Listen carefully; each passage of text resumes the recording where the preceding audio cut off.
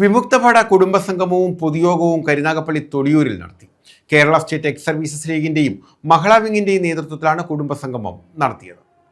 X services league Thodiyoor യൂണിറ്റിന്റെയും മഹിളാ വിങ്ങിന്റെയും സംയുക്താഭിമുഖ്യത്തിലാണ് വിമുക്തഭട കുടുംബസംഗമവും വാർഷിക പൊതുയോഗവും സംഘടിപ്പിച്ചത്.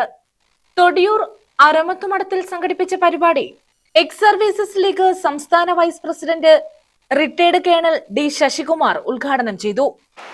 അതിൻ്റെ കൂടെ തന്നെ ഈ പൊതുസമ്മേളനം ഉദ്ഘാടനം ചെയ്തതായിട്ട് നിങ്ങളുടെ എല്ലാ അനുവാദത്തോടുകൂടി പ്രഖ്യാപിച്ചുകൊള്ളുന്നു. എല്ലാവർക്കും നന്ദി, നമസ്കാരം. Unit president retired lieutenant R K Ramanunnithan അധ്യക്ഷത വഹിച്ചു. യൂണിറ്റ് സെക്രട്ടറി വൈ പ്രസാദ് സ്വാഗതം പറഞ്ഞു. മഹിളാ വിംഗ് സംസ്ഥാന ജനറൽ സെക്രട്ടറി തുളസി ശങ്കർ കുടുംബസംഗമം ഉദ്ഘാടനം ചെയ്തു.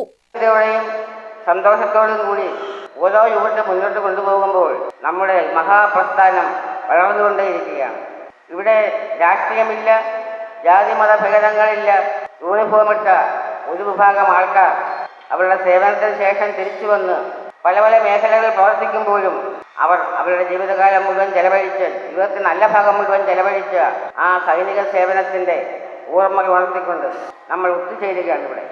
ജില്ലാ പ്രസിഡന്റ് സതീഷ് ചന്ദ്രൻ പി മുഖ്യപ്രഭാഷണം നടത്തി.